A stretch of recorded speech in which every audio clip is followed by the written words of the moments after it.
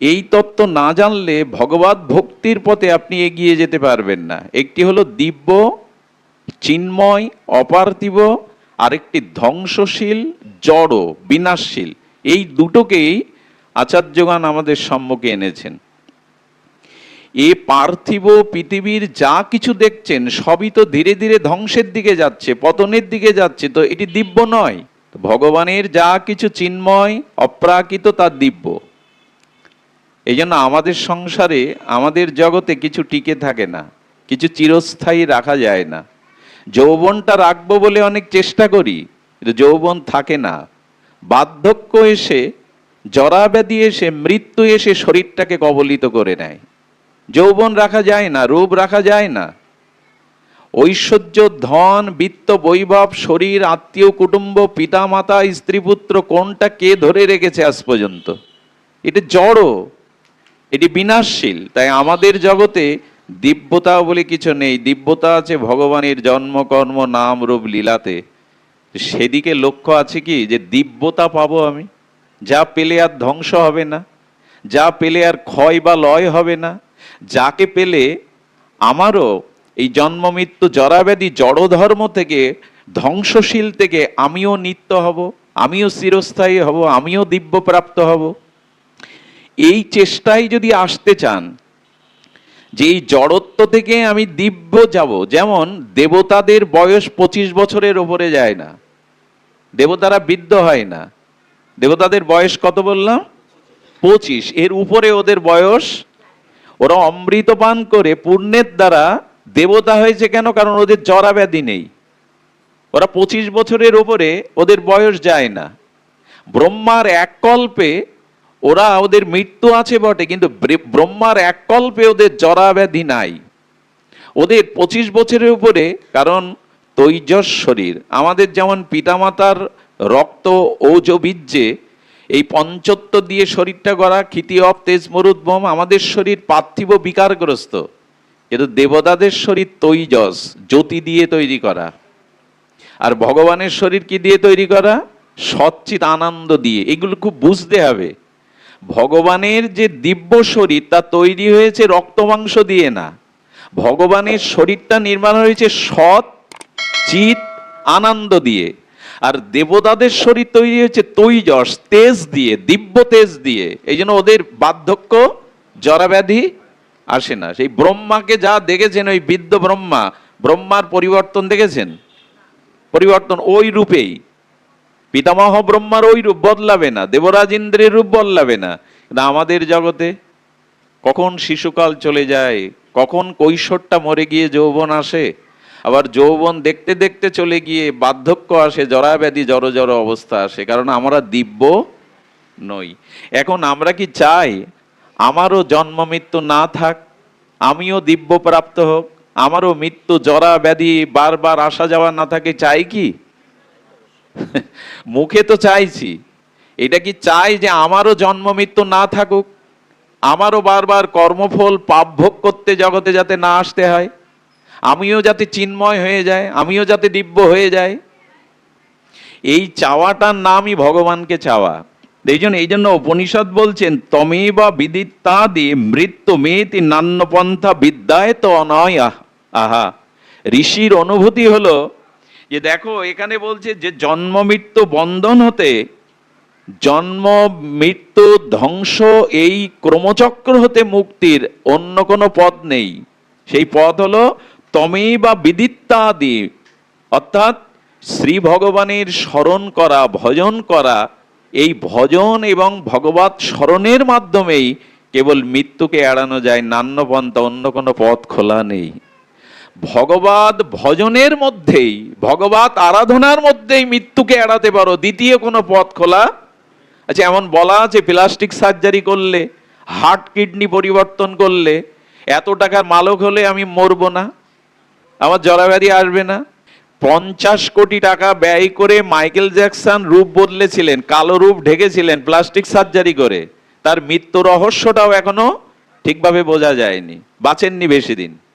এখন এখানে বলছে তমেবা বিদিত্তাদি মৃত্যু মেতি নান্য পন্থা বিদ্যয় তন্নয়া। না না, ভগবানকে জানা ব্যতীত, ভগবানের আরাধনা ব্যতীত মৃত্যুকে এড়াবার দ্বিতীয় কোনো রাস্তা খোলা নেই। সে ভগবানকে জানতে চেষ্টা করি তো না সংসারকে জানতে চেষ্টা করি। এই জন্য একটা অদ্ভুত কথা এসেছে এখানে, দেখুন, ভগবানের জন্মকর্ম এটি দিব্য, আমাদের জন্মকর্ম দিব্য নয়। আর এই জন্য একটা অদ্ভুত কথা এখানে, একটা মার্মিক কথা এখানে, যে দেখুন, আমরা যখন আমাদের জন্ম আমাদের কর্ম নিয়ে আলোচনা করি, পর্যালোচনা করি, অন্যকে শোনাই, তাতে লাভ আছে কি? আমি বিল্লমঙ্গল, 1972 আমার জন্ম, আমার পিতা অমুক, আমি ছোটবেলা থেকে এই বিদ্যা অর্জন করি, এই করছি, এই জন্ম, আমার জন্ম আর আমার কর্ম আপনাদের শুনিয়ে লাভ আছে? শুনে লাভ আছে? লাভ আছে কি? কোনো লাভ নেই এর মধ্যে। এটা শুধু নিজের মহিমা প্রকাশ হলো, নিজের গুণগান, নিজের ঢাক নিজে পেটানো হলো। ভগবান বলছেন আমরা করি তো সারা জীবন ওই, কারোর সাথে পরিচয় হলে কি জিজ্ঞাসা করি আমরা? দাদা আপনার বাড়ি কোথায়, জন্মস্থান কোথায়? এই তো শুরু হয়ে গেল আমাদের জন্মকর্ম। আচ্ছা আপনি চাকরি করেন, সার্ভিস করেন, না ব্যবসা করেন, কি করেন? তারপরে কি শুরু হয়? কটা ছেলে মেয়ে, চাকরি জীবনে কোথায় কোথায় আছেন, মেয়েকে কি বিয়ে দিয়েছেন, জামাই কি করে, শুরু হয়ে গেল।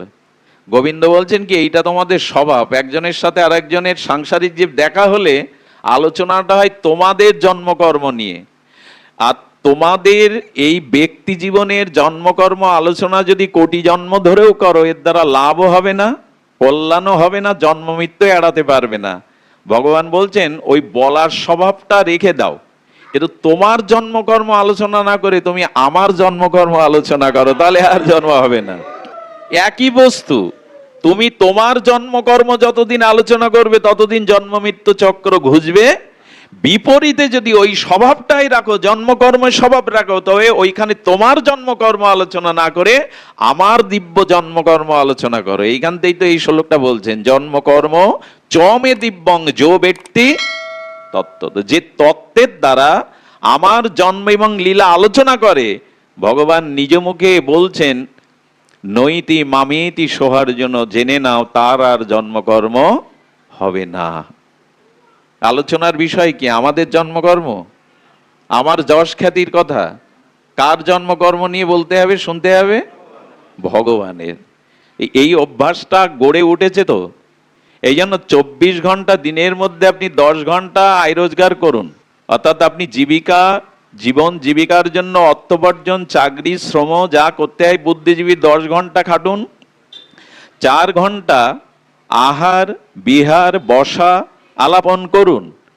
7 ঘন্টা ঘুমান, আর বাকি থাকে 3 ঘন্টা। 3 ঘন্টার থেকে কমিয়ে 2 ঘন্টা প্রতিদিন আপনাকে সাধুর সঙ্গে বা শুদ্ধ কোনো ব্যক্তির সঙ্গে ভগবানের কথা আলাপন শ্রবণ কীর্তন করতেই হবে। এই 2 ঘন্টা বেছে নিতেই হবে। যদি না নেন তাহলে আপনি আপনার এই যে জন্ম মৃত্যু চক্র এটি এড়াতে পারবেন না। এই জন্য গোবিন্দ বলছেন আমার জন্মকর্ম নিয়ে আলোচনা করো, এটা দিব্য। আর যদি তা করতে পারো তাহলে তোমার আর পুনর্জন্ম হবে না। আচ্ছা ভগবানের কথার উপর ভরসা রাখতে পারছি আমরা? আমার জন্মকর্ম লীলা যদি আলোচনা করো, শ্রবণ করো, তোমার আর পুনর্জন্ম নৈতি মামেরতি সোহার্জুন। সেটা কই, আগ্রহ কই? তবে একটা কথা বলি, কাউকে যদি ভালো না বাসেন, কারো প্রতি যদি আপনার প্রীতি বা অনুরাগ না থাকে, তার কথা আপনার শুনতে ভালো লাগবে না। বোঝা গেল কথাটি? আপনি কাউকে যদি ভালো না বাসেন, কাউকে ভালো না লাগে, কারো প্রতি অনুরাগ না থাকে, তো তার কথা শুনতে ভালো লাগবে আপনার? আপনার শত্রুর কথা আপনি শোনেন বসে বসে? যে আপনার শত্রু, যার প্রতি আপনার হৃদয়ের মিল নেই, বিরাগ ভাজন, তার কথা বসে শুনবেন আপনি? বরঞ্চ সে কোথাও কথা বললে আপনি অন্য পথ দিয়ে। এর ভগবান বলছেন আমার কথা তখনই ভালো লাগবে যখন আমার প্রতি তোমার ভালোবাসা জন্মাবে। ভালো না বাসলে তার কথা বসে কেউ শোনে না। কিছু মনে করবেন না, এই জগতে প্রাকৃত যুবক যুবতী দেখবেন, তাদের মধ্যে একটা সম্বন্ধ তৈরি হলে ঘন্টার পর ঘন্টা আলাপে কখন চলে যায়, সারা রাত চলে যায়, তারা বুঝতে পারে না। ক্লান্তি নেই, নিদ্রা নেই, অলসতা নেই। কেন জানেন? ভালোবাসার মানুষের কথা শুনতে বা বলতে ভালো লাগে। ভগবানের কথা সেই দিনই আপনার ভালো লাগবে যেদিন ভগবানের প্রতি আপনার অনুরাগ বা ভালোবাসা জন্মাবে। তার আগে তার কথা ভালো লাগবে না। এই জন্য কারা আসে হরি কথা শুনতে? এই এই পাড়ায়, এই মহল্লায় এই কটা লোক না, আরো সনাতনী হিন্দুরা আছে। এই যে তালা থেকে, কবিলবনি থেকে, পাটকেলঘাটা থেকে, অনেক দূর থেকে যারা আসছে, কেন আসছে? বলে তোমাকে ভালো লাগে, তোমাকে ভালোবাসি, তাই তোমার কথা শুনতেই তো ছুটে যায়। তো ভগবানের প্রতি ভালোবাসাটাও আসবে কি করে? বললো কারো গুণ, কারো মহিমা না শুনলেও তার প্রতি আবার ভালোবাসাটা। এখন প্রশ্ন আসছে, ভগবানকে ভালোবাসা আসবে কি করে? ওই একটাই উপায়, তার জন্মকর্ম শোনো। তারে আমি চোখে দেখিনি, তার কথা অল্প অল্প শুনেছি, আর তার অল্প অল্প গল্প শুনেই তাকে আমি, কিশোর কুমারের একটা গান আছে, তাকে আমি চোখে, এই কথাটা এইখানে মিলান। ভগবানকে আমরা কেউ চোখে, কিন্তু তার অল্প অল্প কথা সাধু মুখে শুনেছি, আর তার এই গল্প অল্প অল্প শুনতে গিয়ে তাকে ভালোবেসে ফেলেছি। কথাটা এখানে মিলান। এই জন্য ভগবানের কথা শুনতে হবে, যদি শোনেন তাহলে তার প্রতি অনুরাগ বা ভালোবাসা জন্মাবে। এই জন্য বললেন জন্মকর্ম চমে দিব্যং যো ব্যক্তি। এখানে একটা শব্দ যোজনা করেছেন ভগবান। ভগবানের কথা কি না, আমার কথা যদি শুনতে হয় তো তত্ত্ব তো শোনো, আবেগে নয়, তত্ত্ব তো আমার কথা শ্রবণ করো। তত্ত্ব কেমন জিনিস জানেন? বহুবার বলেছি, তবু আরেকবার উচ্চারণ করি, আপনাদের শ্রবণে প্রীতির অভাব হবে না। দুগ্ধ দ্বারা, উৎকৃষ্ট গাভীর দুগ্ধ দ্বারা প্রদীপ জ্বালাতে পারবেন না, দুধ দিয়ে প্রদীপ জ্বলবে না। অথচ ওই দুধ থেকে ঘি তৈরি করে তখন প্রদীপ জ্বালানো যাবে। তত্ত্ব হলো এই, দুধের মধ্যেই ঘি আছে, কিন্তু ওই দুগ্ধ দিয়ে প্রদীপ, দুসমন দুধ দিয়েও আপনি প্রদীপ জ্বালাতে, কিন্তু 2 কেজি দুধ থেকে ঘি বের করলে ওর থেকে প্রদীপ জ্বালাতে পারবেন। এবং এই সংসারের মধ্যে, ভগবানের লীলার মধ্যে তত্ত্ব আছে। সেই তত্ত্বটা জানতে পারলে আপনার আর পুনর্জন্ম হবে না। একটি মার্মিক কথা হলো, ভগবানের জন্মকর্ম দিব্য, আমাদের জন্মকর্ম যতদিন দিব্য না হবে ততদিনও জন্ম মৃত্যু এড়ানো। আমাদের জন্মকর্মটা দিব্য করতে হবে। যে দিব্য দিব্য বলছি, এটা কেমন? রামচন্দ্র মা জানকীকে নিয়ে, অনুজ লক্ষণকে নিয়ে, আপনারা জানেন তিনি বন গমন করেছিলেন। তো উনি গিয়েছিলেন, চিত্রকূটে যাওয়ার পরে উনি ঋষিদের আশ্রমে গিয়েছিলেন। সে পুলস্ত, অগস্ত্য, বাল্মীকি, বহু মুনি ঋষিদের। তো উনি মা সীতাকে নিয়ে, ঠাকুর লক্ষণকে নিয়ে যেতে যেতে এক ঋষির আশ্রমে উপনীত হলেন। সেই ঋষির আশ্রমে যখন উপনীত হলেন, হঠাৎ রামচন্দ্র রঘুপতি রাজীবলোচন দেখছেন স্বর্গের রথ নিয়ে দেবতারা দাঁড়িয়েছে, ইন্দ্রও আছে সেখানে। তো দেবতারা রথ নিয়ে পৃথিবীতে দাঁড়িয়েছে কার জন্য? বলে উনি এতটা ভজন করেছেন, সেই ভজন মহিমায়, তার আরাধনা, তার ভজন, তার দিব্য তেজের দ্বারা দেবতারা রথ নিয়ে স্বয়ং এসেছে তাকে স্বর্গে নিয়ে যাওয়ার জন্য। লক্ষণ বলছে, প্রভু, তো দেবতারা যার জন্য রথ নিয়ে দাঁড়িয়ে থাকে, সেই ভাগ্যবান কেন যাচ্ছে না দেবতার রথে স্বর্গে? আহা, কেন যাচ্ছে না জানেন? ওই ঋষি অনুভব করছে যে ভগবান রামচন্দ্র এদিক দিয়ে আসছেন, তাকে দর্শন না করে, তার কৃপা না নিয়ে আমি কোথাও যাব না। দেবতারা দাঁড়িয়ে রয়েছে, ওদের দায়িত্ব তো তাই। আপনি পুণ্যকর্ম করবেন, দেবতারা আপনাকে স্বর্গে নেওয়ার জন্য দাঁড়িয়ে থাকবে, কিন্তু রথের দিকে, স্বর্গের দিকে ওনার লক্ষ্য নয়। দিব্যতা কাকে বলে দেখুন। তো রঘুপতি বিলম্ব না করে মা জানকীকে নিয়ে, অনুজ লক্ষণকে নিয়ে ঋষির আশ্রমে এলেন। সেই তপবন, ভজন কুটির, তপস্যা করছে। প্রভুকে দর্শন করে সাষ্টাঙ্গে লুটিয়ে পড়লেন। প্রভু, তোমারই প্রতীক্ষায় ছিলাম, তবে তোমার এই রাতুল আতুল চরণ দর্শন করে জীবনকে ধন্য করব। প্রভুকে বরণ করলেন, প্রণাম করলেন, স্তুতি করলেন, প্রদক্ষিণ করলেন, বললেন প্রভু এইবার আমার বিদায়। তবে না, দেবতাদের রথে উঠে আমি স্বর্গে, আপনার চরণ যারা পায়, আপনার দর্শন যারা পায়, তারা স্বর্গে যাবে কেন প্রভু? স্বর্গ আমার লক্ষ্য না। এই জন্য একটা অনুরোধ করি, পুণ্যকর্ম করলে আপনি স্বর্গে যেতে পারবেন, কিন্তু এই দিকটা বেশি ঝোঁক দিবেন না। স্বর্গ আমাদের কাম্য নয়, দিব্য ধাম বা ভগবত চরণই আমাদের লক্ষ্য। ক্ষীণ পুণ্য মত্ত লোকং বিশ্বন্তি। স্বর্গে গেলে খুব লাভ হবে না। যেমন ভারতীয় ভিসা, ওই পারে গিয়ে ফুরিয়ে গেলে কি করবেন আপনি? ফিরে আসতে হবে। সোনারগাঁয় হোটেলে যান, 5 তারা হোটেলে, ওরা ছাড় ছাড় করবে, কি দরকার আপনার সব ঘরে এগিয়ে দেবে, খাদ্য, চা, আপনার যা যা প্রয়োজন, কিন্তু যখন মানি ব্যাগে টাকা ফুরিয়ে গেল তখন আর ছাড় ছাড় করবে? 3 বেলা খাদ্য বয়ে দেবে, যেতে না চাইলে ব্যাগ আর ঘাট ধরে বের করে দেবে। পুণ্য এরকম একটা জিনিস, ওটা পুণ্যের দ্বারা ভোগ সুখ করে পুণ্য ক্ষয় হলে আবার গলা ধাক্কা দিয়ে কোথায় গিয়ে পড়বেন জানা নেই। স্বর্গ থেকে নেমে এসে আবার শুকুর কুকুর হতে পারি আমরা। এই জন্য সাধক যারা, ভক্ত যারা, তারা স্বর্গের প্রত্যাশা করেন না। যেমন ইনি ভগবানকে দর্শন করে তার আতুল আতুল চরণ বন্দনা করে বললেন, প্রভু, দেবতাদের বললে আপনারা ফিরে যান, স্বর্গে যাবার স্পৃহা আমার নেই। তো কি করলেন জানেন? দিব্য কাকে বলে দেখুন, উনি যোগের দ্বারা ওনার তপস্যাত্বে যে অগ্নি প্রজ্বলন করলেন। অগ্নি কিন্তু জলে, মন্ত্রের দ্বারা অগ্নি জলে। তো সেই ঋষি অগ্নি মন্ত্রের দ্বারা সৃজন করে ভগবানের স্তব করতে করতে, স্মরণ করতে করতে অগ্নির মধ্যে দেহটাকে বিসর্জন দিলে। রামচন্দ্র লক্ষণকে বলছেন, এই দেখুন দিব্যতার দৃষ্টান্ত। বলছিলাম না দিব্য কাকে বলে?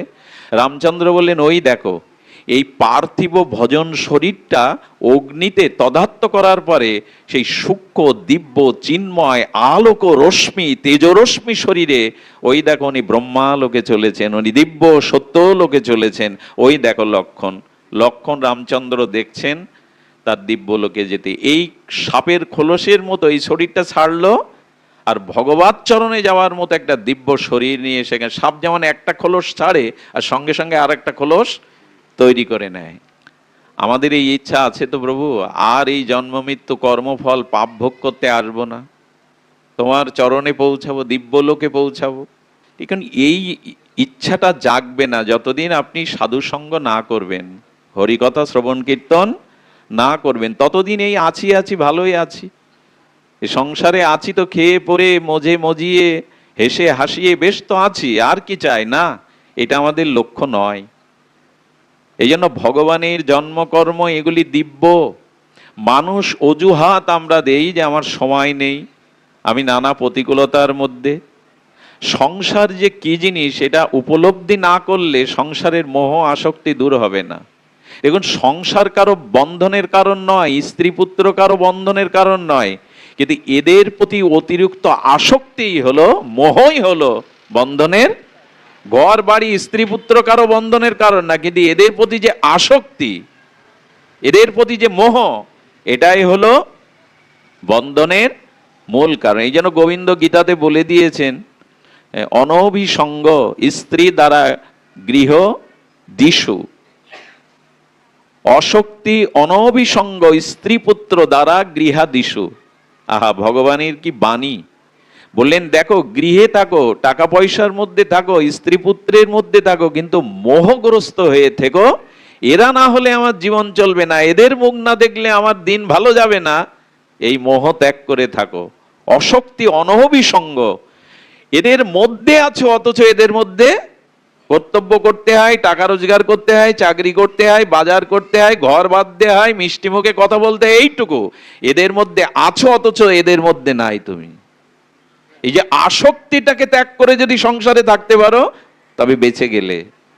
এই কথাটি পরম পুরুষ রামকৃষ্ণদেব খুব সহজ করে বুঝিয়েছেন। বেদের মার্মিক কথা উনি দৃষ্টান্ত দিয়ে সরল করে বুঝিয়েছেন। ওরে, কাঁঠাল খেতে ইচ্ছা হয়েছে, খানা, কাঁঠাল ভাঙবি, কাঁঠাল খাবি, তো হাতে একটু তেল মেখে নে, তাহলে আটা অত জড়াবে না। কি অপূর্ব কথা! সংসার করবি কর, কিন্তু অত আসক্তি মাখিস না, এরা না হলে চলবে না। না, আর মানুষ আমরা এত মোহ অন্ধ, কি বলি জানেন? আমি চলে গেলে এদের কি হবে? বাচ্চাগুলো ছোট ছোট, আমি ছাড়া আয়ের কেউ নেই। আচ্ছা, আপনি কি এদের কর্তা, এদের ভাগ্য বিধাতা? এরা কি আপনার জন্যই বেঁচে আছে? আপনি মারা গেলেও এদের কোনো ক্ষতি? ওদের প্রারব্ধে, ওদের কর্মে যা যা আছে ওরা তা পাবে। বৃন্দাবনের আমাদের প্রাতঃস্মরণীয় সারা বিশ্ব আজকে যাকে দেখে অবাক হচ্ছে, 20 বছর দুটো কিডনি নেই, তবু দিব্য তেজ নিয়ে বেঁচে আছে প্রেমানন্দ স্বামীজি।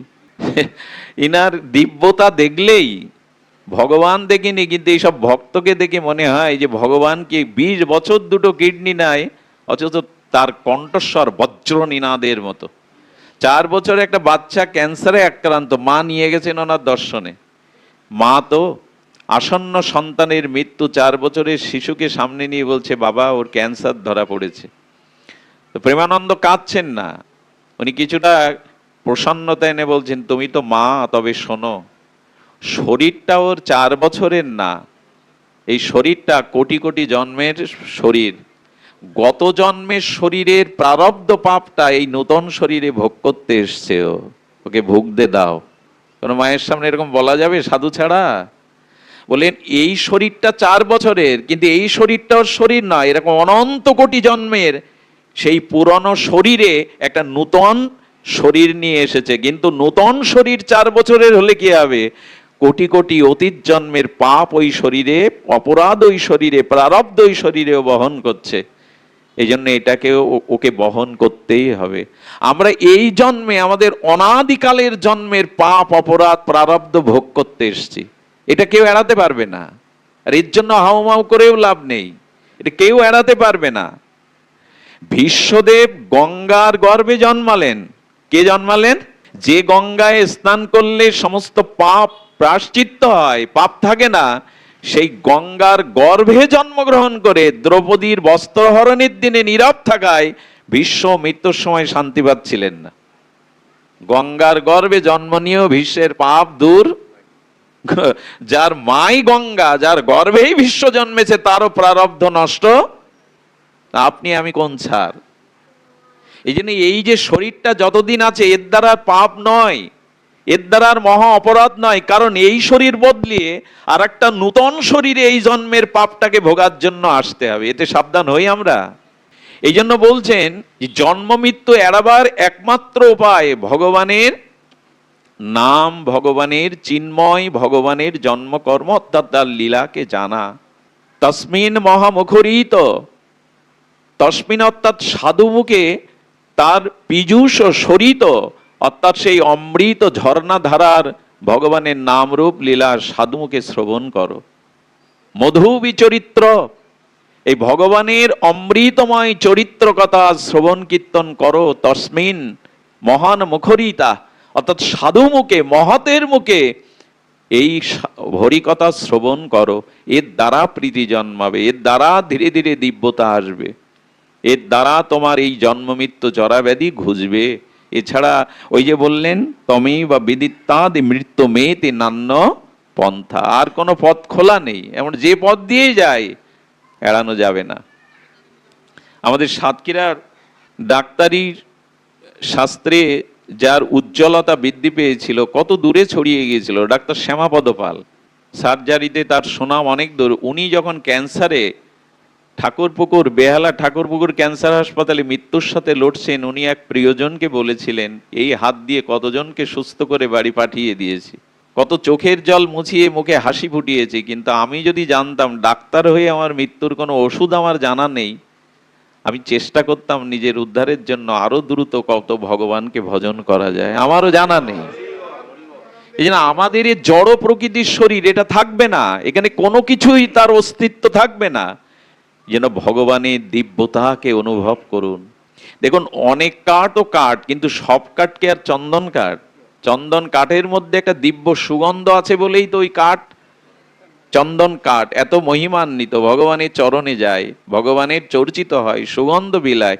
সব কাঠ চন্দন নয়, কাঠ কাঠই, ও জলে, চন্দন কাঠও জলে, কিন্তু চন্দন কাঠ আর অন্য কাঠের বৈশিষ্ট্য এক নাই। তেমন আমরা সবাই মানুষ, কিন্তু যারা ভগবানের ভজন করেন সেই মানুষের মধ্যে যেমন চন্দন কাঠ আর সাধারণ কাঠের মধ্যে ভজন চাই। দ্বিতীয় কোনো পথ, অনুগ্রায় ভূতানাং মানসিংতনু আশ্রিতম ভজতে তাদিশি ক্রিয়া যশ্রুতা তৎপর ভাবে। তৎপর হও, খুব বেশি আগ্রহশীল হও, পিপাসাক্ত হও, কি যে ভগবানের নাম রূপ লীলা শ্রবণের জন্য। দেখুন, আজকের যে অজুহাত আমাদের সময় নেই না, যথাকাল নারদ বলেছে একটা সময় জীবনে বের করে নাও।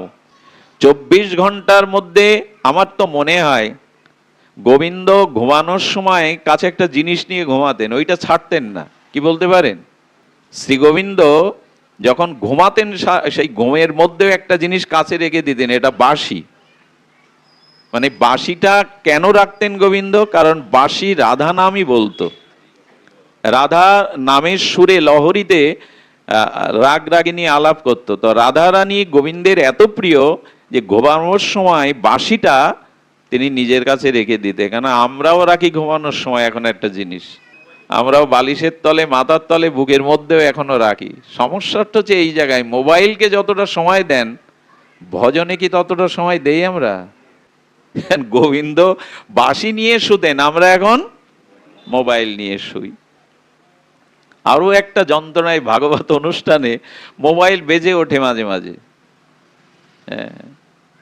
পরীক্ষিত মহারাজের সামনে স্বর্গের অমৃত ফেলে দিয়েছিল, চলে যান, আমি অমৃত নেব না, কৃষ্ণ কথামৃত নেব। যে অমৃত পান করলে ওনার আর অভিশাপে মৃত্যু হতো না, সাপে কাটলে, বলছেন ওই অমৃত ফিরিয়ে নিয়ে যান। যিনি স্বর্গের অমৃত ফিরিয়ে দিলেন সেখানে আমরা মোবাইল ফেরাতে পারি না।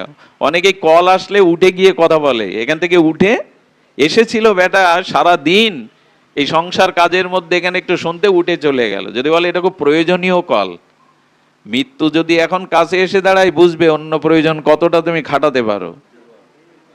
ধর্ম যখন করবে, আরাধনা যখন করবে, ভাববে এটাই আমার শেষ সময়। এই ভেবে যদি ধর্ম করতে পারো, অনুষ্ঠানে আসতে পারো, তবে কাজ হবে, মন বসবে যে এই আমার অন্তিম সময়। একবার আমাদের রানী রাসমণি দক্ষিণেশ্বরে মা মাঝে মাঝে যেতেন, রানী রাসমণি মা আনন্দময়ীর শ্রীমন্দিরে। এই কলকাতা মহানগরীর এখনো সুরধ্বনির তীরে আমাদের দক্ষিণেশ্বর অনন্য একটি মাতৃপীঠস্থান, শক্তিপীঠস্থান।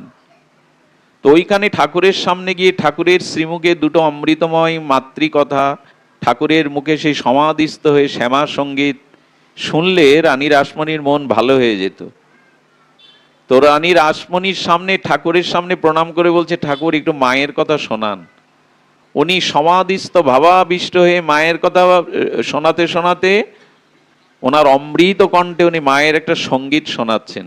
আর সঙ্গীত মাঝগানে বন্ধ করে, সুরালাপ বন্ধ করে, টাস করে দুটো চড় বসিয়ে দিয়েছে রানী রাসমণির গালে রামকৃষ্ণদেব। এখন রানী, ব্রিটিশরাও যার কাছে পদানত হয়েছিল, এত তেজস্বী ছিলেন, মাতৃ অংশে জন্ম রানী রাসমণির। ওনার যখন সাথে সেবকরা ছিল তারা পাগল ভেবে ঠাকুরকে মারতে উঠেছে লাঠি নিয়ে। রানী রাসমণি কাঁদছে আর ওদের পিছিয়ে দিলেন, ঠাকুর আরো মারো, আরো মারো। যখন হাত জোড় করে বলছে ঠাকুর আরো মারো, আরো শিক্ষা দাও, ঠাকুর তখন অন্তর্যামী রূপে বলছেন, এখানে এসেছিস সব ভুলতে, এখানে বসেও মামলার চিন্তা করছিস? এটা মামলার চিন্তা করার জায়গা? যেখানে জুতো খুলে রাখবে ওইখানে সংসার খুলে এসে তবে ভগবানের কাছে আসবি, সাধুর কাছে আসবি, প্রয়োজন নিয়ে আসবি না, সংসারের প্রয়োজন নিয়ে। কথাগুলো কথা নয়, কথামৃত। যখন ভগবানের কাছে আসবো তখন আর অন্য প্রয়োজন যেন আমার না থাকে। আমরা সব প্রয়োজন নিয়ে আসি, যেন টেনে এখান থেকে মন চলে যায়, বাড়িতে চলে যায়, ঘড়ির দিকে চলে যায়, বারবার ঘড়ি দেখছে। আরে জীবন ঘড়ি দেখেছো, আর কত সময় বাকি আছে? এই জন্য আমাদের মনের স্থিতি নাই। আমি বেশি বিলম্ব না করে বলবো আপনাদের সার কথা, যে এক কাজ করুন, জীবনের 2 ঘন্টা করে সময় বের করে নিন সাধুসঙ্গ, হরিকথা শ্রবণের। যদি সাধুসঙ্গ না পান তো গ্রন্থ সঙ্গ করুন, গোস্বামী গ্রন্থগুলো সঙ্গ করুন। যদি কেউ কিছু না পান, আজকাল যন্ত্রেও হরিকথা শোনার ব্যবস্থা আছে, মন দিয়ে সেগুলো শুনুন, গ্রন্থ দেখুন। আর যদি কোনো কিছু না লাগে, ছাদের উপরে বসে বা কোথাও চেয়ার নিয়ে বসে 2 ঘন্টা একটু মালা জপ করুন। আমি আপনাদের একটু অনুরোধ করি, মহাপ্রভু বলেছিলেন প্রতিদিন জীবের লক্ষ নাম নিতে। এখানে আমরা তো তা পারবো না, অন্তত 21,600 বার নাম প্রত্যেকটি মানুষকে নিতেই হবে। কারণ আমাদের দিন রাতে আমাদের নিঃশ্বাসের সংখ্যা হলো 21,000 সুস্থ শরীরে।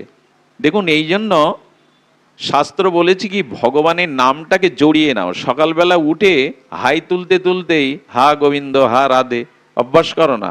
হাসি লাগলে, খেতে গিয়ে, মুখ ধৌত করতে গিয়ে, কাশি লাগলে, উচট লাগলে, দেখবেন অনেকেই বলেন না বাবা গো, মা গো, এরকম একটা অভ্যাস হয়ে যায়। আপনি অভ্যাস করে নিন, হা গোবিন্দ, হা রাধে, হা গৌর, অভ্যাস করে নিন। এভাবেও কিন্তু নাম চলতে থাকবে। আর আপনি যেভাবেই ভগবানের নাম নিন, সঙ্গে সঙ্গে নাম আপনাকে আক্রান্ত করবেই। জ্ঞানে অজ্ঞানে, হেলায় অবহেলায় যেভাবেই ভগবানের নাম নিয়ে নেবেন, এটা মঙ্গল। জেনে জেনে বা না জেনে আগুনে হাত দিলে দুটোই হাত পুড়বে, না জেনে হাত দিলেও হাত পুড়বে। তো ভগবানের নাম হোঁচট খেতে গিয়ে, হাই তুলতে গিয়ে, নিঃশ্বাস প্রশ্বাসে সকালবেলা উঠে অলসতা ছাড়তে গিয়ে যে কোনো ভাবেই ভগবানের নামটা, এগুলো শোনার কথা না, এগুলো আচরণের কথা, বলবার। এই যে আমি বলছি, এটা বলা বা শোনার কথা না, এগুলো করার কথা। এইটা কি অসম্ভব? কাল ভোরে ঘুম থেকে উঠে হা গোবিন্দ বলে আলস্যটা ছাড়া, এটা কি অসম্ভব? এটা কি কারো পক্ষে অসম্ভব? কিন্তু করব না।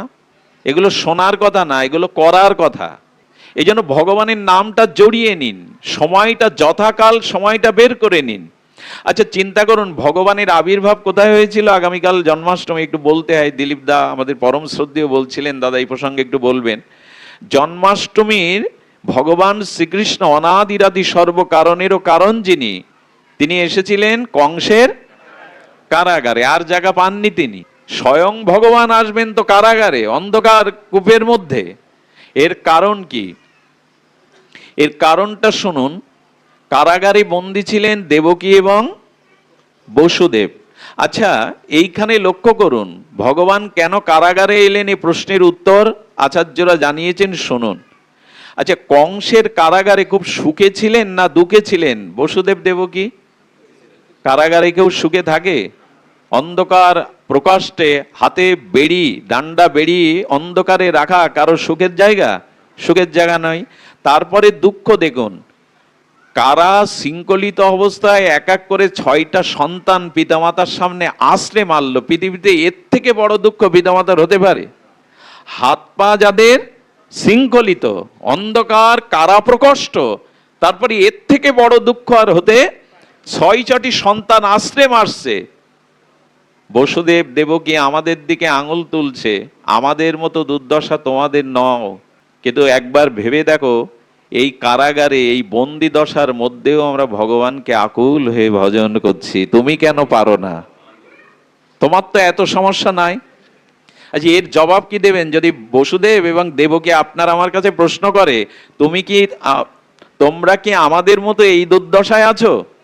আছে কি আমরা কারাগারে আছি? এইখান থেকেও ভগবানকে ডেকে জগৎকে দেখাচ্ছেন, ভজনের ইচ্ছা থাকলে এর মধ্যেও ভজন করা যায়। এই জন্য সুখে থাকো বা দুঃখে থাকো, গৃহে থাকো বা বনে থাকো, সদা হরি শুনতে বেশ ভালো লাগে, বলতেও ভালো লাগে, মাথাও নাড়ি আমরা, আচরণে নাই। বনে থাকো বা দুঃখে থাকো সদা হরি।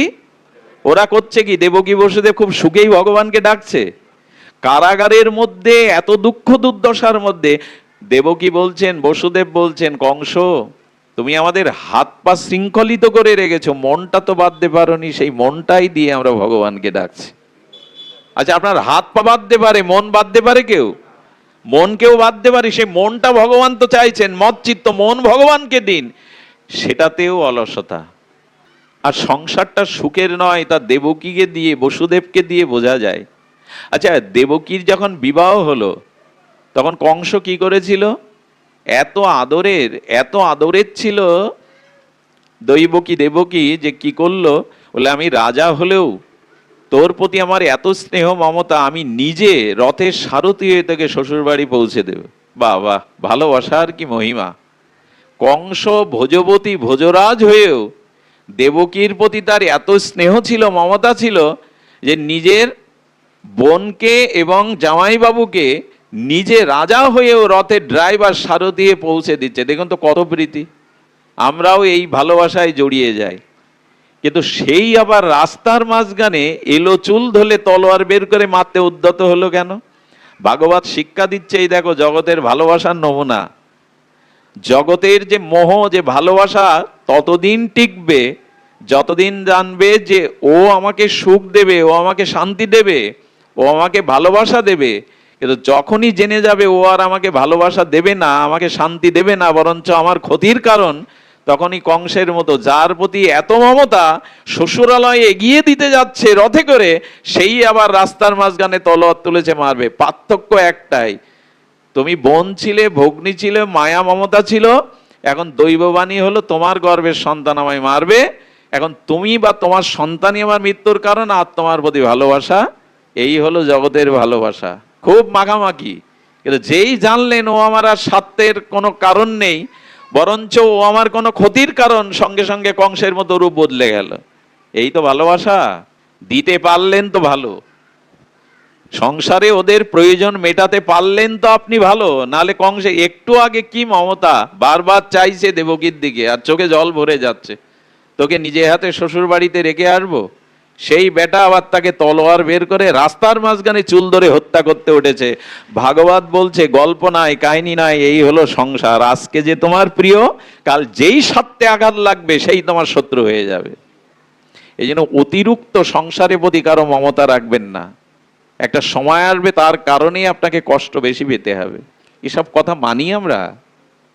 এগুলো মানবার জন্যই ভাগবত, শুধু জানবার জন্য, শ্রবণের জন্য, বলার জন্য না, আচরণ করবার জন্য এগুলি।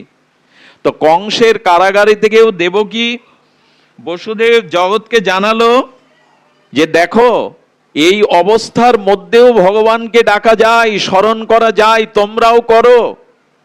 তোমরা মায়াবদ্ধ সংসারে কারাগারেই আছো, কিন্তু ভগবানকে ডাকতে হয় তো মন দিয়ে। আচ্ছা, চোখের জল কংস আটকাতে পারবে? আপনি আমার হাত পা বেঁধে ঘরের মধ্যে রেখে দিতে পারেন, চোখের জল আটকাতে পারবেন? গোবিন্দ বলছেন কি, ওর থেকে বড় আমার আরাধনার বস্তু তো আর নাই। চোখের জল ফেলে আত্মি ভরে আমায় ডাকো, দেবকীর মতো, কংসের মতো। ভগবানের আসবার কারণ কি জানেন? ভগবান বলছে যারা সংসারে মোহ মায়া কষ্ট দুঃখ যন্ত্রণার মধ্যেও হৃদয়ে চোখের জলে আমায় ডাকে, তাদের প্রতি ভগবান বর্ষা দিয়ে বললেন তোমাদের আমার কাছে আসবার মতো সামর্থ্য নাই, তোমাদের হাত পা বাঁধা কারাগারে আছো সংসারে, তবে জেনে রাখো চোখের জলে অন্তর দিয়ে আমায় ডাকলে তোমরা না আসতে পারো, আমি তোমাদের কাছে যাব। তুমি যেখানেই থাকো তোমার কাছে আমি যাব। এই জন্য তো কারাগারে এলেন ভগবান, যে তোমরা এখানেই ডাকছো, আমি জগৎকে জানিয়ে দিলাম তোমাদের আমার কাছে আসা লাগবে না, যেখানে বসে আমার ভজন করছো আমি সেখানেই যাব। স্বয়ং বিশ্বেশ্বর, রসিকেন্দ্র মৌলি, সর্বেশ্বর ভগবান স্বয়ং ঈশ্বর আসছেন কারাগারে। বলে কেন আসছি? জগৎকে জানানোর জন্য। ভক্ত যেখানেই আমি সেখানেই, সে স্থান যেমনই হোক, ডাকবার দরকার, ভজন করার দরকার। ভোজন আছে 3 বেলা, ভজন নেই 1 বেলা। আমি সকল কাজের পাই হে সময় তোমারে ডাকিতে, এই হলো আমাদের সঙ্গীত, জাতীয় সঙ্গীত আমাদের। জাতীয় সঙ্গীত মানে আমাদের গান এটাই, সকল কাজের পাই এ সময়। সাজ গোছ স্নান খাওয়া দাওয়া গল্প গুজব বিনোদন সব সময় পাই, 3 বেলা খাওয়ার সময় পাই, ভজনের সময় নাই। আমি খুব দৃঢ় কণ্ঠে বলতে পারি এর মধ্যে 90% লোক 3 বেলা আহ্নিক করেন না। ভগবান পাওয়া তো দূরে থাক, কর্মফল এরা তো দূরে থাক, মঙ্গলের পথেও চলতে পারবো না যদি তার চরণে শরণ না নেই, ভজন না করি। আজকের মানুষ বুঝছে অট্টালিকার মধ্যে থেকেও, ঐশ্বর্যের মধ্যে থেকে অনেক বিদ্যা, অনেক ধন, অনেক ঐশ্বর্য, অনেক পদমর্যাদা, শান্তি নেই। এর একটাই কারণ, ভগবানের শরণাগতি ব্যতীত কারো হৃদয়ে শান্তি আসতে পারে না। আচ্ছা, মাছগুলোকে যদি বলা হয় ঘোলা জলে কেন আছো, তোমাকে দুধের মধ্যে রাখবো, মাছ বাঁচবে তো? দুধ উৎকৃষ্ট না জল উৎকৃষ্ট? ঘোলা জল আর দুধ কোনটা উৎকৃষ্ট? মাছকে কোথায় রাখলে বাঁচবে, জলে না দুধের মধ্যে? ভগবান বললেন দুধের মধ্যে থেকেও যেমন মাছ শান্তি পায় না, তার আশ্রয় জল, তেমনি ভগবত ভজন ব্যতীত কেউ শান্তি পায় না, সে যেখানেই থাকুক, যে অবস্থায় থাকুক। তমেব শরণাঙ্গশ্চ সর্বভাবেন ভারত, তৎপ্রসাদাৎ পরাং শান্তি স্থানাং প্রাপস্যি সৎশতম। একমাত্র শান্তি আমার স্মরণে, আমার ভজনে, দ্বিতীয় কোনো পথ শান্তির কোথাও খোলা নাই। কারাগারে থেকেও বসুদেব দেবকী চোখের জলে আজ ভগবানকে ডাকছে, আর ভগবান সেই কারাগারেই এলেন। অন্ধকারের মধ্যে, এ আলোচনা কালকের আলোচনা, আমি শুধু পূর্বের ঘটনাটা বলছি। আচ্ছা, জন্মাষ্টমী কাল করবেন, উপবাস করবেন, অভিষেক করবেন, আরাধনা করবেন, পূজার্চনা করবেন, ভগবানের আবির্ভাবের তত্ত্ব কি? খুব মার্মিক কথা, একটু মন দিন। ভগবানের আবির্ভাবটা কাল যেন মন্দিরে না হয়, অনুষ্ঠানে না হয়, ঘটপটে না হয়, ভগবানের আবির্ভাবটা হতে হবে কাল ভক্তের হৃদয়ে। আমার হৃদয়ে যেন ভগবানের আবির্ভাব হয়, সেইভাবে প্রস্তুতি নিন। যে ভগবান যেন আমার হৃদয়েই আবির্ভূত হন।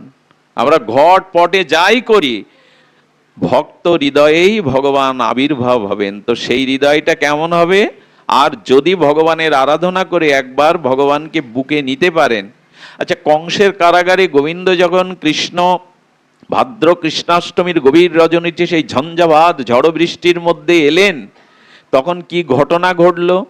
যেই ভগবান আবির্ভূত হলেন, কোলে তুলে নিলেন। আচ্ছা, কোলে নেবে কি করে? হাত পা তো বাঁধা। ভগবান আসবার সাথে সাথে ওই কারাগারে অন্ধকার চলে গেল। ঘটনাগুলো খুব ধ্যান দিয়ে শুনুন। কি চলে গেল? গোবিন্দের অঙ্গজ্যোতিতে পুরো অন্ধ প্রকষ্ট কারা গৃহটা আলোয়, ওই যে বললাম তার দিব্য জ্যোতি আছে। সূর্যের আলো কোথা থেকে পাই জানেন? সূর্যের মধ্যে রংধনু আছে না, 7টা রং। এগুলো রাধারানীর চরণের নখমণি, নখের জ্যোতির অংশই ওই ওই সপ্ত রং এবং সূর্যের কিরণ। কার নখের জ্যোতি? রাধারানীর। তাহলে সেই চরণ কেমন হতে পারে? রাধারানীর নখম চন্দ্রমণির জ্যোতি হলো সূর্যের এই কিরণ। এবং চন্দ্রেরও, কারণ সূর্যের কিরণ তো চন্দ্রের চন্দ্রিমা হয়। আর ওখানে সপ্ত রংধনু আছে, 7টা রং আছে। এ সব রাধারানীর চরণের নখ চন্দ্রমণের জ্যোতি। তাহলে তার নখের জ্যোতির এই প্রভাব। এগুলো দিব্য। আমি আগেই বলেছি, দিব্য এবং পার্থিব এই দুটো জিনিস বুঝতে হবে। জড় এবং চিন্ময় এই দুটো বুঝতে হবে। এই দুটো বুঝতে না পারলে ওই রাজ্যে যাওয়া যাবে না। আমরা জড় নিয়েই ব্যস্ত, জড় বস্তু নিয়েই সারা জীবন কাটালাম। তো ভগবানকে বুকে নিলে কি হলো? অন্ধকার। আর অন্ধকার মানে কি? অজ্ঞানতা, ওটা আর থাকবে না। দ্বিতীয়ত, হাত পার শৃঙ্খল কেউ খুলে দিল না, আপনি খসে পড়লো। অর্থাৎ ভগবান সংকেত দিচ্ছে, সংসার কারাগারে যদি আমার ভজন করতে পারো, একবার যদি আমাকে বুকে করে নিতে পারো, তোমার হৃদয়ের অনন্ত জন্মের অজ্ঞান আধার আর থাকবে না, জ্ঞানের আলোকে উদ্ভাসিত হবে। আর তোমার হাতে যে মায়ার শৃঙ্খল আছে, ওটা কারো খুলে দেওয়া লাগবে না, ওটা আপনি আপনি খুলে যাবে। আর কি হলো? আর কারাগারের যে প্রকোষ্ঠের দুয়ার, ওটা কেউ খুলে দিল না, আপনি খুলে গেল। ভাগবত কি দার্শনিক গ্রন্থ, দেখুন, কারাগারের প্রকোষ্ঠের দুয়ার আপনি খুলে গেল। যারা পাহারা দিচ্ছিল তারা ঘুমিয়ে পড়লো। তার মানে কারাগার হতে বাইরে যাওয়ার সব রাস্তায় ভগবানকে বুকে নিলে বেরিয়ে যাবে। তুমি সংসার কারাগারে আছো, অজ্ঞান আধারে আছো, তোমার হাত পা মোহমায়ায় বাধা, তুমি বৃন্দাবনের পথে যেতে পারছ না, মুক্তি পাচ্ছ না। উপায় একটাই, ভজনের দ্বারা ভগবানকে বুকে তুলে নাও। আর অন্ধকার থাকবে, আর হাতে মায়ার বেড়ি থাকবে, আর কাম করো যারা বাধা দেয় তোমাকে যেতে, তারাও ঘুমিয়ে, আর কেউ বাধা দেবে না। কত বড় দার্শনিক বিচার করেছেন এখানে। কিন্তু পরেক্ষণে গোবিন্দকে গোকুলে রেখে যখন মায়াকে কোলে করে আবার কারাগারে এলেন, তখন কি হয়ে গেল? তখন আবার কারাগার রুদ্ধ হয়ে গেল, শৃঙ্খল আবার হাতে উঠলো, আবার অন্ধকার হয়ে গেল, পাহারা আবার। সংকেত দিচ্ছে ভগবত, কৃষ্ণকে বুক থেকে নামিয়ে যদি মায়াকে বুকে নাও, তো মায়া আবার কারাগারে পড়বে, আবার অন্ধকারে, আবার হাত পায়ে শৃঙ্খল বদ্ধ করবে। এখন আপনার আমার সিদ্ধান্ত নেওয়ার, কৃষ্ণকে বুকে নেব না মায়া দেবীকে বুকে নেব? কি করবেন? এখানে তো স্বীকার করবেন, এখানে তো স্বীকার করছেন যে মায়াকে কোলে নিলে আবার কারাগারে, আবার জন্ম মৃত্যু, আবার অন্ধকার, আবার মায়ার শৃঙ্খল, আবার কংস। আর কৃষ্ণকে বুকে নিলে, কাকে বুকে রেখেছি আমরা? বুকে কে আমাদের ভাবনার মধ্যে? কে? সংসার না ঈশ্বর? আচ্ছা, এখন আমি খাতা কলম দেই আপনাদের কাছে, যদি বলি এখানে মিথ্যা লিখতে নেই, এখানে ভগবান লিখুন। আপনার জীবনে 1 নম্বর আর 2 নম্বর দিয়ে যদি বলি লিখতে, যে 1 নম্বরে ভগবান না 1 নম্বরে আপনার সংসার, যদি সত্যি সত্যি ভগবানকে ফাঁকি না দিয়ে লিখি, তবে আমিও লিখতে পারবো না যে আমার 1 নম্বরেই ভগবান, 1 নম্বরে সংসার, 2 নম্বরে ভগবান। যতদিন ওই 1 নম্বরে ভগবানকে না আনছেন, ততদিন ভগবান বলছেন আমি তোমার কাছে ধরাই দেব না। 1 নম্বরে আমাকে রাখো, 2 নম্বরে সংসারকে রাখো। আচ্ছা, মালা জপ কোন হাত দিয়ে করেন? ভগবানের অর্চন কোন হাত দিয়ে করেন? আহার কোন হাত দিয়ে করেন? দান ধ্যান কোন হাত দিয়ে করেন? ডান হাত দিয়ে। গোবিন্দ বলছেন আর সব রাখো বাঁয়ে, আমাকে ডানে রাখো, আমাকে ডান হাত দিয়ে ধরে রাখো। ডান হাত মানে প্রধান করে রাখো, আর সব গৌণ করো, আমাকে 1 নম্বরে রাখো, 2 নম্বরে সংসার। আমরা উল্টে দিয়েছি, আগে আমার সংসার, আগে ছেলে মেয়ে, আগে নিজের যশ খ্যাতি পূজা প্রতিষ্ঠা, তারপরে এগুলো রক্ষার জন্য ভগবান তুমি, আমার এইগুলো রক্ষার জন্যই তুমি। রোগ যাতে না আসে, শোক যাতে না আসে, অভাব যাতে না আসে, এইগুলো পাহারা দাও তুমি। এতে কি আর ভগবান পাওয়া যায়? এতে কি আর প্রেম পাওয়া যায়? ভগবান তো বলেই দিয়েছে, সর্ব ধর্মান পরিত্যাজ্য মাম এবং, সব ত্যাগ করে আমার শরণ নাও। এ কথা আমরা মানতে পারি? সব ত্যাগ আর হয়েছে। উনি একটা ভালো প্রশ্ন করেছেন যে সপ্তম গর্ভবাদ দিয়ে কেন অষ্টমে এলেন। সপ্তম গর্ভে বলরামকে সরিয়ে ওখানে যোগমায়াকে আনা হয়েছিল। ওই একটা সুন্দর প্রশ্ন করেছেন, প্রশ্ন করা উচিত, তবে প্রশ্ন লিখিতভাবে করতে হয়, পাঠের মধ্যে তবু উনি করেছেন। দেখুন, এই যে যোগমায়া আসলেন, তাই না, সপ্তম গর্ভে, যোগমায়ার প্রশ্ন তো আপনার, সপ্তম গর্ভে কেন গোবিন্দ অষ্টম গর্ভে কেন এলেন? এই 6টায় এরা অভিশপ্ত ছিলেন, এবং এই 6 জনকে গোবিন্দ গুরুদক্ষিণা হিসাবে পরবর্তীতে আবার তাদের ফিরিয়েও এনেছিলেন। তাদের সেই লোক থেকে, যে লোকে তারা গমন করেছিল, আর অভিশপ্ত ছিল, এই অভিশাপের কর্মফল ভোগের জন্য ওদের অকালে মৃত্যু হয় কংসের হাতে, কিন্তু কৃষ্ণ আবার দেবকীর কাছে এদেরকে ফিরিয়ে এনেছিলেন। আর অষ্টমের মানে হলো এই, সেটি হলো সপ্তম গর্ভে যোগমায়া আসার একটাই কারণ, যোগমায়ার কৃপা ছাড়া কৃষ্ণকে পাওয়া যাবে না। মহামায়া আমাদের কাছে এলে আমাদের কৃষ্ণ থেকে দূরে নিয়ে যাবে, আর যোগমায়ার কাজ হলো ভগবানের সাথে আমাদের। দেখুন, রাম আগে চলেছে, মাঝখানে কে বনবাসে? সীতা দেবী, আর পেছনে কে? লক্ষণ। এই 3টাকে বাল্মীকি বলেছেন ওম, প্রণব। প্রণাম হলো বেদের প্রাণ, বেদের সার। এই বেদের সার প্রণব কিন্তু 1 অক্ষর বাচক নয়, প্রণবে 3টি অক্ষর, অ উ ম, এই তো ওম। এই প্রণাম 3 অক্ষর বাচক, স্বাতন্ত্র 1 অক্ষরে প্রণাম হয় না। তো সামনে রামচন্দ্র, মাঝখানে কে? সীতা দেবী, পেছনে লক্ষণ। এই দৃশ্য থেকে বাল্মীকি বলছেন যেন প্রণব চলেছে।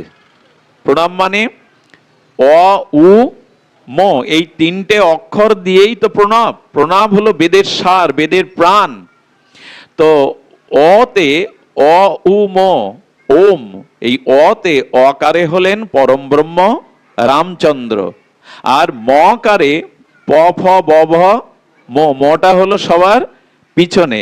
এখানে ঈশ্বর তত্ত্ব অর্থাৎ জ্ঞান তত্ত্ব, পরম তত্ত্ব হলো রাম সম্মুখে, আর সবার পেছনে লক্ষণ, এই মকার হলো জীব তত্ত্ব। তো জীব আর ভগবানের মাঝখানে কে দাঁড়িয়ে? উকার, অর্থাৎ ইনি হলেন যোগমায়া বলি আর শ্রীজি বলি, লাদিনী শক্তি বলি, ইনি মাঝখানে। মাঝখানে কেন জানেন? জীবের সাথে আর ব্রহ্মের, ভগবানের সাথে একটা দূরত্ব আছে। মাঝখানে যদি যোগমায়া থাকে, তখন কি বলে? যোগমায়া বলে, ভগবান আমার পেছনে জীব দাঁড়িয়ে আছে, তুমি ওকে কৃপা করো। ভগবান তখন বললেন, ও পাপী, অপরাধী, আমি ওকে কি করে কৃপা করব? ও কৃপা পাওয়ার যোগ্য নয়। তখনই যোগমায়া বলে, তাহলে তোমার পতিত পাবন কেন নাম? তোমার করুণা, তোমার কৃপা, তোমার পতিত পাবন নাম কেন? এই জন্য যোগমায়া ভগবানকে স্মরণ করিয়ে দেয়, প্রভু তোমার অনন্ত গুণের মধ্যে করুণাই হলো শ্রেষ্ঠ গুণ, কৃপাই হলো শ্রেষ্ঠ গুণ। তুমি যদি কৃপা না করো তো এই যোগমায়াই, এই রাধারানী, এই শ্রীজি, সীতা ঠাকুরানী, ইনি দেখবেন মাঝখানে যদি উটা বাদ দেন, অ এবং মৌতে ওম হবে, প্রণব হবে, পরিপূর্ণতা পাবে। এই জন্য এই যোগমায়া শক্তি ভক্ত আর ভগবানকে মিলিয়ে দেয়। ভক্তের অধিকার নেই ভগবানের প্রেম পাওয়ার, কিন্তু ভগবানকে জানিয়ে দেয় যোগমায়া, প্রভু তুমি কৃপালু, তুমি দয়ালু, তুমি ভক্তবৎসল, তুমি পতিত পাবন, তোমার এই করুণা দিয়ে তুমি ওকে রক্ষা করো। দেখুন, রামচন্দ্র এই জন্য আমরা যে দুর্গা পূজা করি, এই দুর্গার 2টি রূপ, একটি মহামায়া আর একটি হলো যোগমায়া। তো মায়ের কাছে যারা অষ্টমীতে অঞ্জলি দিবেন, নবমীতে আসবেন, আমি একটা অনুরোধ করি, মাকে ডক্টর মহানম্রত ব্রহ্মচারীর এই প্রার্থনাটা জানাবেন যে মা, তুমি আমার সামনে মহামায়া রূপে না এসে যোগমায়া রূপে এসো। কারণ মহামায়া আমাদের কি করে? মহামায়া এই জগতের মোহমায়াকে আমাকে আবিষ্ট, যে তুই কৃষ্ণ ভুলে গেছিস, ভগবান ভুলে গেছিস, তোকে সংসার কারাগারে মোহমায়ায় বেঁধে রাখলাম। আর যোগমায়া কি করে? বহির্মুখ জীবকে কৃষ্ণের সাথে মিলিয়ে দেয়, ভগবানের ভজনের সাথে মিলিয়ে দেয়। যেন মহামায়ার যোগমায়া, ওনার দুটো নাম। মা, কৃপা করে আমাকে মিলিয়ে দাও। আরে রামচন্দ্র যেতে যেতে দেখছে একটা পাহাড়, আর পাহাড় দেখে এক ঋষির কাছে জিজ্ঞাসা করছে, এটা কিসের পাহাড়, অন্যরকম লাগছে। বললেন, প্রভু এগুলো হাড়ের পাহাড়। বলে, হাড় দিয়ে পাহাড় হলো কি করে? বললো, রাবণ এবং রাক্ষসরা ঋষিমুনিদের হত্যা করতে করতে এক জায়গায় রেখে তাদের পাহাড় হয়ে গেছে, হাড়ের পাহাড়। প্রভু এত ব্যথা পেলেন, এত কষ্ট পেলেন, রঘুপতি রামচন্দ্র বলে বসলেন, যারা এই রাক্ষস অসুরগণ এই ভক্তদের এভাবে মেরে পাহাড় তৈরি করেছে, আমি প্রতিজ্ঞা করছি আমি সেই অসুর রাক্ষসদের বিনাশ করবই। রামচন্দ্র দৃঢ় প্রতিজ্ঞা করলে মা সীতা পরবর্তীতে জিজ্ঞাসা করেছিল, প্রভু আপনার কি শত্রু মিত্র আছে? খুব ধ্যান দিয়ে শুনবেন। সূর্য কি কারো প্রতি শত্রুতা করে যে ওর প্রতি আলো দেব না? তো মা সীতা জিজ্ঞাসা করছে, প্রভু আপনার কি জগতে শত্রু মিত্র আছে? বললো, নাই। বলে, আপনি নিরপেক্ষ? বলে, হ্যাঁ আমি নিরপেক্ষ, আমার কোনো শত্রু মিত্র নাই, আমার কোনো আপন পর নাই। তবে তুমি কেন তাহলে বললে এই অসুররা এই দৈত্যরা এই রাক্ষসরা তো তোমার কোনো ক্ষতি করেনি, তুমি কেন প্রতিজ্ঞা করলে ওদের বিনাশ করবে? ওরা তো তোমার ক্ষতি করেনি, তাহলে তুমি কেন ওদের শত্রুতা করে ওদের বিনাশ করবে? কথাটি জানা দরকার। গোবিন্দ রামচন্দ্র ভগবান সেদিন এসে বলেছিলেন, শোনো সীতে, আমার কেউ শত্রুমিত্র নাই, আমার কেউ আপন পর নাই, তবু আমার শত্রুমিত্র আছে, তবু আমার আপন পর আছে। কেন জানো? যে আমার ভক্তের শত্রু সেই আমার শত্রু, যে আমার ভক্তের মিত্র সেই আমার। কেন পাণ্ডবদের পক্ষ কৃষ্ণ কেন নিতে যাবেন? কৌরবদের পক্ষ কেন নেবেন না? ভগবান তুমি পক্ষপাতিত্ব আছে তোমার? বলো না, আমার ভক্তের যে মিত্র সেই আমার মিত্র, আমার ভক্তের যে শত্রু সে আমার। এই জন্য আপনাদের কাছে অনুরোধ করব, ভগবানের সাথে শত্রুতা করুন, আমার ক্ষতি নেই তাতে। ভগবানের প্রতি আপনি দোষ করুন, অপরাধ করুন, ক্ষতি নেই, কিন্তু ভক্তের শত্রু হতে যাবেন না, তাহলে আপনি ভগবানের শত্রু হয়ে দাঁড়াবেন। ভক্তের শত্রু যেই হলেন সেই ভগবানের।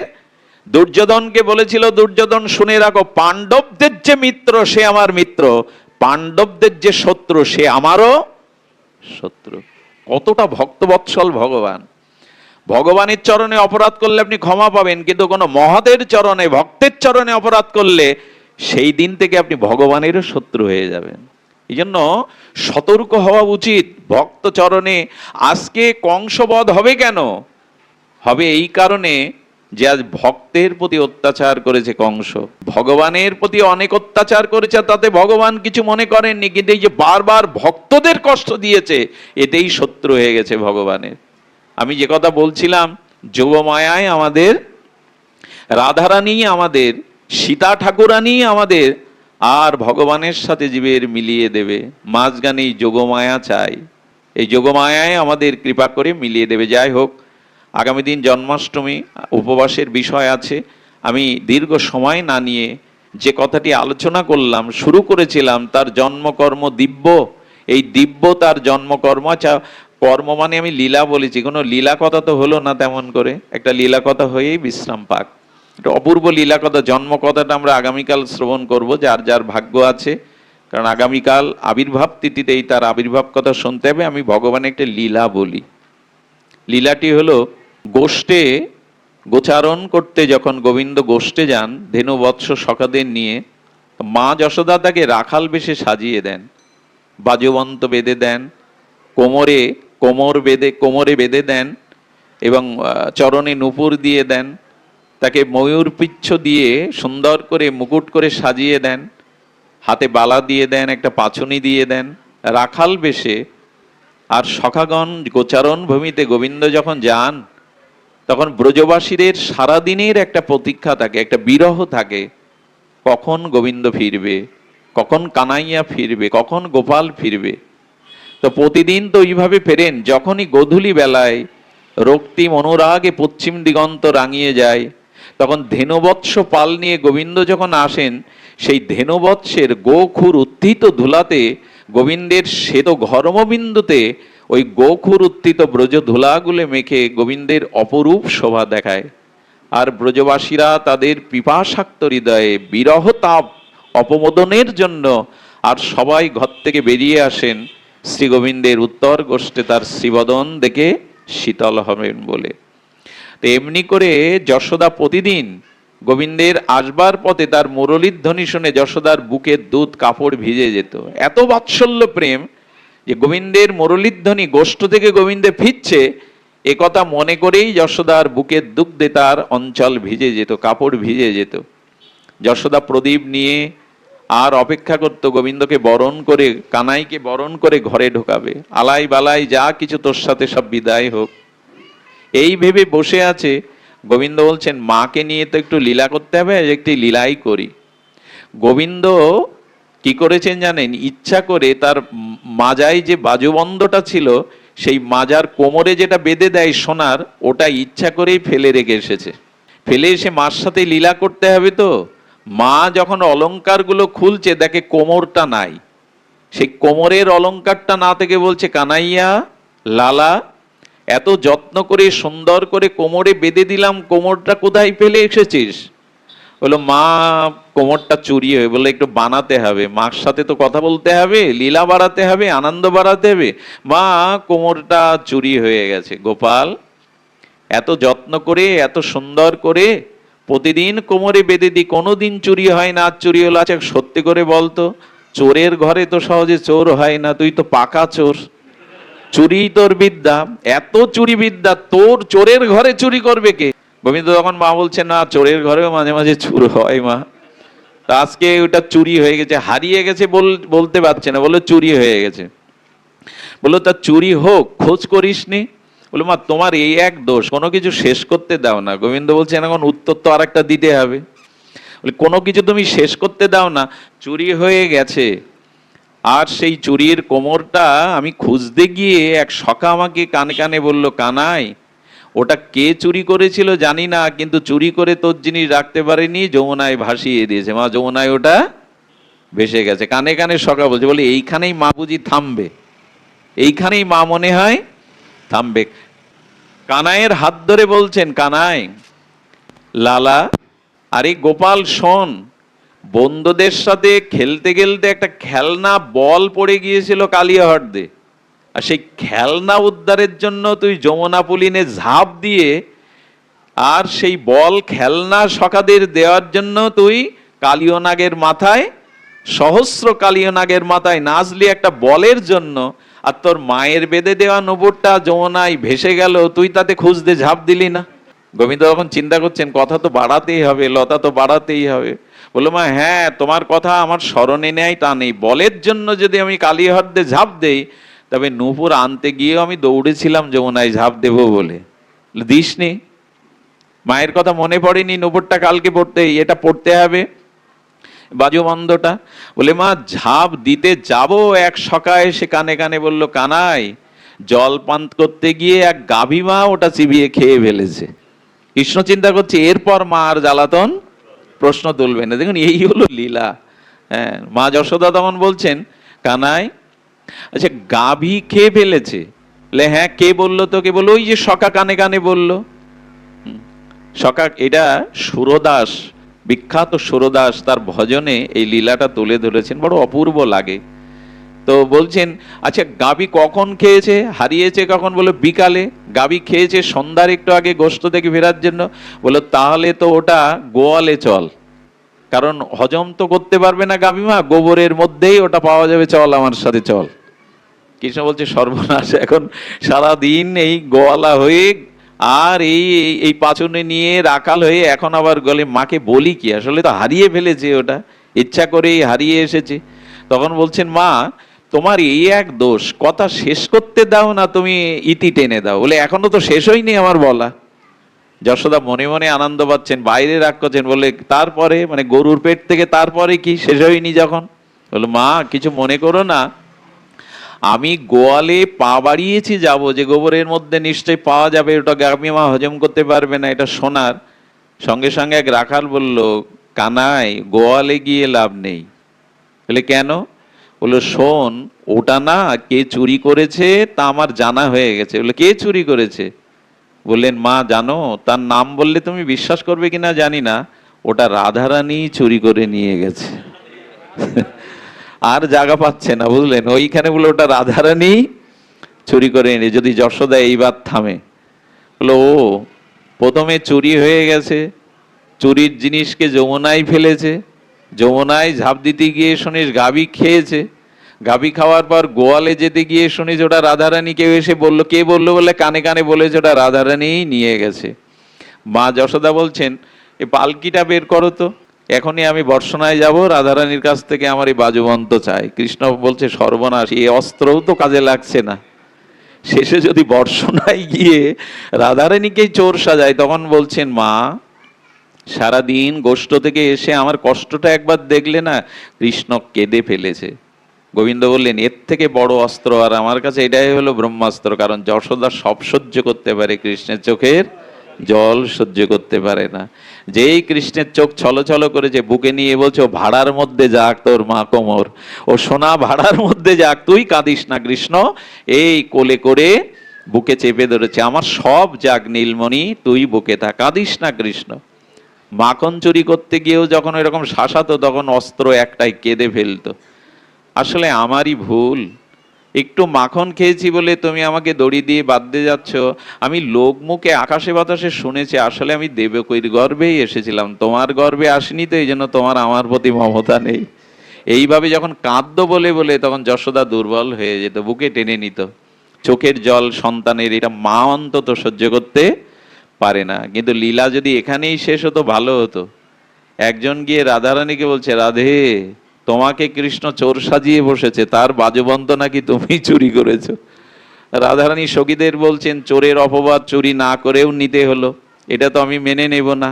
চোর যদি কলঙ্ক নিতে হয়, তবে চুরি করেই চোরের কলঙ্ক নেব। গোবিন্দ তমাল বৃক্ষতলে শুয়েছিলেন, আর সেই ক্লান্ত অবস্থায় বাঁশিটা রাধারানী গোবিন্দের কাছ থেকেই চুরি করে নিলেন। চোর যদি সাজ দেয়, তা এমন জিনিস চুরি করব যেটা তার প্রিয়, চোর বদনাম যাতে হয়। গোবিন্দ ঘুম থেকে উঠেই এক সখাদের কাছে বললেন, তোমার বাঁশি চুরি হয়ে গেছে, আর কে চুরি করতে পারে তা তুমি ভালো মিথ্যা মিথ্যা দোষারোপ করেছো, আজকে তোমার মুরলী সে চুরি করে নিয়েছে। গোবিন্দ তখন বললেন, চাইছিলাম তো তাই, যে কোনো অজুহাতে তো রাধারানীর কাছে যেতেই হবে। আচ্ছা, একটা কথা বলুন, রাধারানী গোবিন্দের লাদিনী শক্তি তো, এখানে খবরদার নারী বুদ্ধি আনবেন না, রক্ত মাংসের বুদ্ধি আনবেন না, নায়ক নায়িকার বুদ্ধি আনবেন না। গোবিন্দের হৃদয়ে তার লাদিনী শক্তি হলো এই প্রেমময়ী রাধারানী। রাধারানীর কাছে যাওয়ার জন্য, রাধারানীকে দর্শনের জন্য গোবিন্দের কিরূপ ব্যাকুলতা দেখুন। ব্রহ্মা গোবৎস রাখালদের হরণ করলো না? তাতে করে ব্রহ্মা অভিশপ্ত হলেন, তুমি হরিদাস হয়ে এসো। কিন্তু ইন্দ্র যে 7 দিন ধরে বজ্রবৃষ্টি দিল, ব্রজবাসীদের মারবার ব্যবস্থা করলো, ইন্দ্রকে গোবিন্দ